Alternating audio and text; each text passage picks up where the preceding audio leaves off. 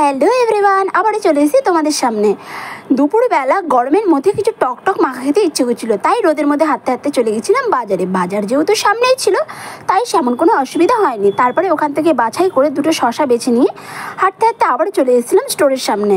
তারপরে স্টোরে এসে তেঁতুল, লঙ্কা, লেবু, টমেটো সব কিছু জোগাড় করে নিয়ে এগুলোকে মাখার জন্য প্রস্তুতি নিচ্ছিলাম। তারপরে শসা আর লঙ্কাটাকে ভালো করে ধুয়ে নিয়েছিলাম। তারপরে শসাগুলোকে ছুলে নিয়েছিলাম, এই জায়গাটা কেমন একটু ছিল তাই কেটে ফেলে দিয়েছিলাম।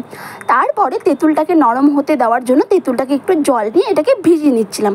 ততক্ষণে আমি শসা লঙ্কাগুলোকে কুচি কুচি করে কেটে নিয়ে থালার একপাশে নুন আর চিনি নিয়ে রেখে দিয়েছিলাম।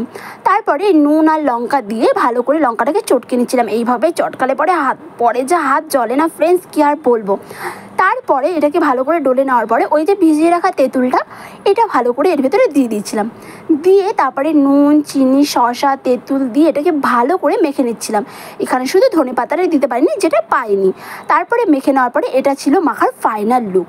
আর এটা দেখতেও যা লোভনীয় লাগছে না, এখন যখন আমি এডিট করছি আমার আবারও খেতে ইচ্ছে করছিল। সত্যি খেতে যা হয়েছিল না অসাধারণ। যে কোনো মাখাই এই গরমকালের দুপুরবেলা খেতেই বেশি ভালো লাগে।